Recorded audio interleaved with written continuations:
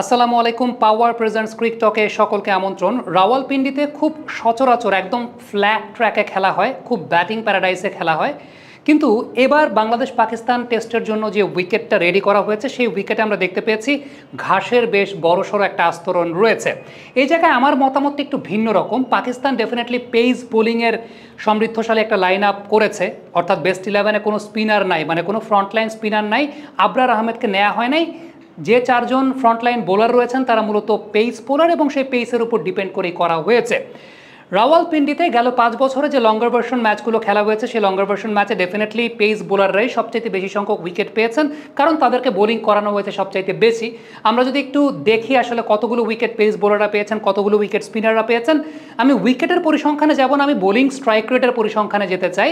Bowling strike রেটের জায়গাটায় pace বোলারদের স্ট্রাইক রেটটা 60 সামথিং, অন্যদিকে স্পিনারদের স্ট্রাইক রেটটা 90+, যেটা একদম যাচ্ছে তাই বললেও ভুল হবে না। তার মানে ডোমেস্টিক ক্রিকেট থেকে শুরু করে একদম ইন্টারন্যাশনাল ক্রিকেট পর্যন্ত এই 5 বছরে যে সমস্ত ম্যাচ খেলা হয়েছে এই ম্যাচগুলোতে বোলারদের মধ্যে পেস বোলাররাই ভালো করেছেন অপেক্ষাকৃত। শান মাসুদ একটা কথা বলেছেন, তা হচ্ছে যে এই ধরনের পিচগুলোতে বা রাওয়ালপিন্ডিতে সাধারণত যেই ধরনের পিচে খেলা হয় সেই ধরনের পিচে স্পিনাররা খুব বেশি ইম্প্যাক্ট ফেলতে পারেন না, পেস বোলাররা ইম্প্যাক্ট ফেলেন। তবে আমার একটা কথা আছে, নর্মালি রাওয়ালপিন্ডির উইকেটগুলোতে যেরকম ফ্ল্যাট ট্র্যাকে খেলা হয় উইকেটে ওরকম ঘাস দেখা যায় না। এখন যখন আপনি সেখানে ঘাসের উইকেট করছেন সেই জায়গায় একটা ব্যাপার আছে, সেটা হচ্ছে ঘাস যখন সেখানে ইমপ্ল্যান্ট করা হয়েছে বা ন্যাচারাল গ্রাস যাই থাকুক না কেন, সেটার গোড়া আসলে কতদূর পর্যন্ত মাটির গভীরে গেছে, সেই ঘাসের শেকড় কতদূর পর্যন্ত গভীরে গেছে, সেইটা কিন্তু একটা চিন্তার বিষয় রয়েছে। আপনাদের মনে আছে কিনা জানি না, মিরপুর স্টেডিয়ামেও মাঝখানে কোনো একটা টেস্টে আমরা দেখতে পেয়েছিলাম যে ঘাসের উইকেট করা হয়েছিল, কিন্তু পরবর্তী সময় আসলে যে খুব বেশি পেস বোলিং ফ্রেন্ডলি কন্ডিশন ছিল ব্যাপারটা কিন্তু সেরকম হয় নাই।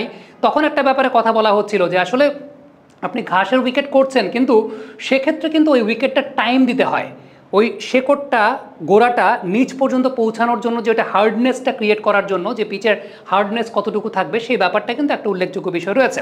তবে পাকিস্তান যেহেতু 4 জন পেস বোলার নিয়ে খেলতে নামবে এবং পেস বোলিংয়ের এগেনস্টে বাংলাদেশের চ্যালেঞ্জগুলো কোন জায়গায় সেই ব্যাপারে আলোচনা করতে চাইলে আমার পেছনে আপনারা যদি একটু দেখেন, আমি যদি আপনাদেরকে একটু দেখাই, আলটিমেট যে ব্যাপারটা বাংলাদেশের ব্যাটাররা, বিশেষ করে বাহাতি ব্যাটাররা, আমরা জানি নাজমুল শান্ত থাকবেন, মুমিনুল হক থাকবেন, বাহাতি ব্যাটারদের একটা আধিক্যের জায়গা টপ অর্ডারে থাকবে।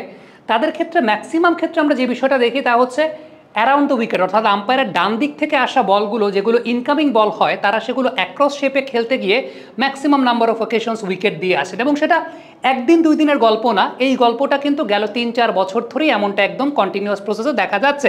সো আলটিমেটলি যেহেতু ইনিশিয়াল স্টেজে যদি বাংলাদেশ ব্যাটিং করে, অর্থাৎ শুরুর দিকে উইকেটে ডেফিনেটলি গ্রাসটা যেহেতু থাকবে, গ্রাসের থেকে একটা ম্যাক্সিমাম বেনিফিট পাকিস্তানি পেসাররা আদায় করতে থাকবে, সেই জায়গাটা আমার কাছে মনে হয় যে পাকিস্তানের পেসাররা লেন্থটাকে একটু সামনের লেন্থে বোলিং করবে, একটু সামনের লেন্থে বোলিং করবে যাতে বলগুলো স্কিড করে, এবং যেহেতু বাংলাদেশি ব্যাটারদের অ্যাক্রস শেপে গিয়ে সেই বলগুলো ডিল করার একটা প্রবণতার জায়গাটা আছে যেটা আপনারা দেখতে পাচ্ছেন, এই প্রবলেমটার জন্যই তারা আরও বেশি সামনে সামনে বল করতে চাইবে এবং বাংলাদেশের উইকেটগুলো তুলে নিতে চাইবে। যারা বলছেন যে এই উইকেটে স্পিনাররা খুব বেশি প্রাধান্য বিস্তার করবে না, আমার কাছে কেন যেন মনে হয় যে এই উইকেটে যদি 2টা দিন 3টা দিন পর, অর্থাৎ যখন আমি জানি না উইকেটের নেচারটা কেমন হবে, কারণ ঘাস আসলে কতদূর পর্যন্ত গভীরে গেছে সেটাও একটা উল্লেখযোগ্য বিষয়। কেন যেন আমার কাছে মনে হয় যে রাওয়ালপিন্ডিতে নর্মালি যেহেতু এরকম গ্রাসি উইকেটে খেলা হয় না, সো হঠাৎ করে যখন আপনি একটা গ্রাসি উইকেট করেছেন ওই উইকেটটাকে টাইমও দিতে হয়।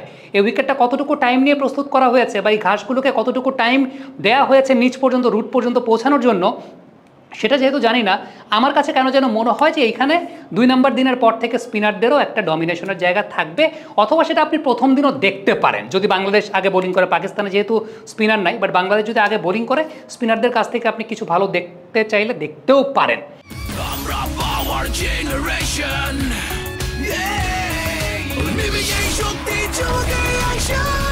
পাওয়ার চুমুকে অ্যাকশন।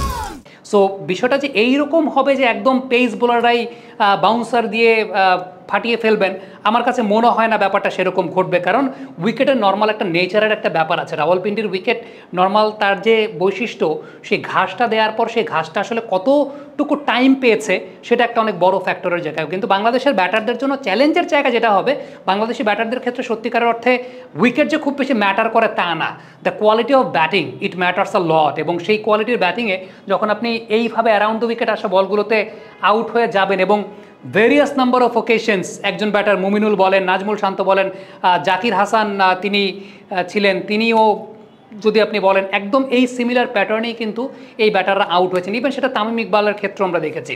সো এই জায়গাটা অ্যাক্রস শেপে যাওয়াটা এটা আমাদের একটা বদ অভ্যাসের জায়গা। আমরা ফ্রন্ট লেগটা ক্লিয়ার করতে পারি না, অনসাইডে শট খেললেও আমরা অ্যাক্রস শেপে গিয়েই শট খেলতে যাই। এই জায়গাগুলো এটা দেশের কোচিং প্যাটার্নে পরিবর্তন থেকে শুরু করে একদম একটা ছেলের যখন রুট লেভেলে থাকে তখনকার কোচিং প্যাটার্নের উপর ডিপেন্ড করে অনেক কিছু। Thank you very much. Comment বক্সে আপনাদের মন্তব্য মতামত জানতে চাই।